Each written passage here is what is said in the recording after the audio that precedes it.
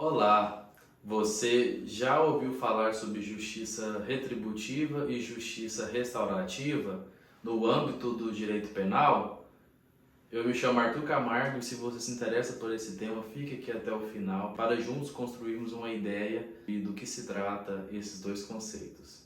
O direito penal, e como eu já disse em alguns outros vídeos, caso você já tenha assistido, ele surgiu para punir e garantir interesses à época de pessoas que tinham influência, dotava-se de grandes bens e precisava de uma segurança. Então, como forma de coibir certas condutas sociais, surgiu-se o direito penal com esse sentido punitivo, ou seja, se você cometer tal conduta, você será punido, porque isso é tido como errado na nossa sociedade.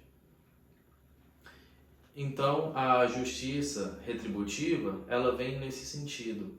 Toda pessoa que cometer algum ato que seja avesso à legislação, ela vai ter a retribuição daquele dano que ela cometeu.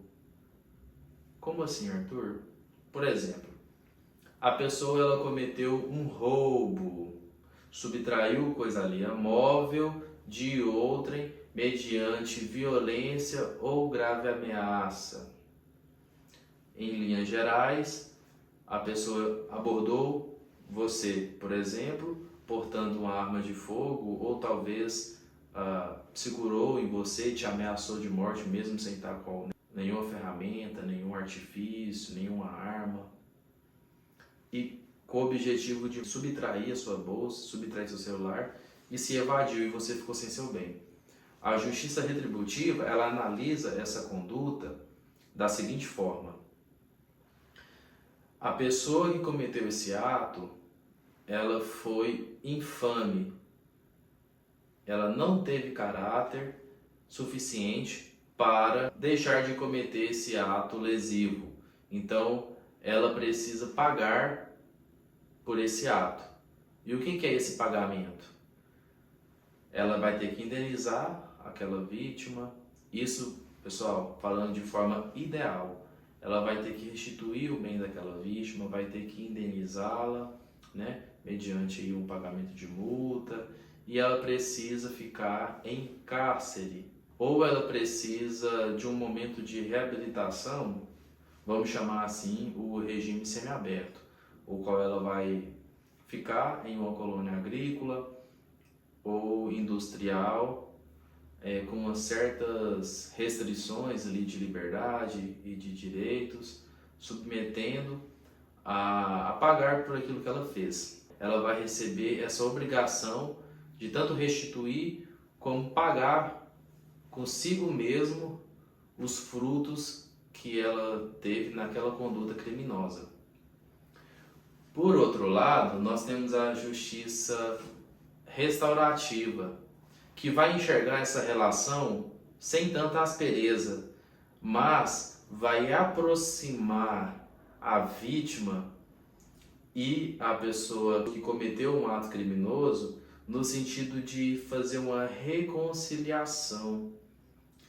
Porque a justiça restaurativa entende que tanto a vítima foi lesada, quanto o opressor, chamamos de opressor, a pessoa que cometeu esse ato criminoso, também ela vem sofrendo diversas lesões por diversos motivos, seja eles no núcleo familiar, social, diversas questões que influenciaram para que ela cometesse esse crime. Então é como se a justiça penal restaurativa, nessa visão holística, buscasse não somente punir aquela pessoa e restaurar o bem que foi roubado, que muitas das vezes ele não é encontrado, mas criar uma relação pacífica entre esses dois polos, como se fosse uma conciliação, e com isso ter o reflexo do direito penal como um pacificador.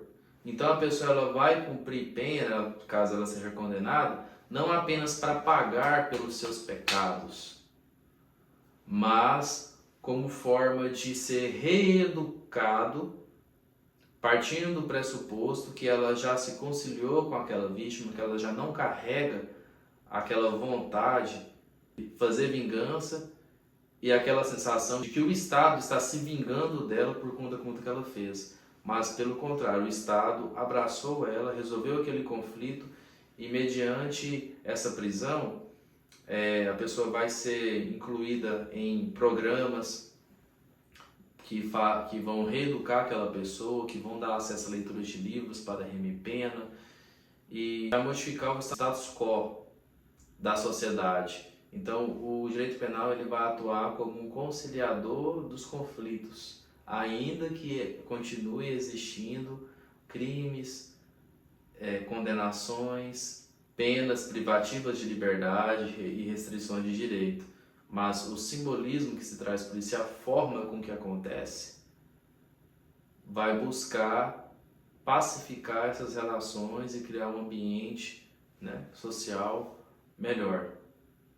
Esses assuntos são bem complexos, é claro que nós buscamos aqui trazer um vocabulário mais formal, mas que seja possível de ser entendido. De forma resumida, esses são elementos assim, principais, para esse vídeo desses dois conceitos.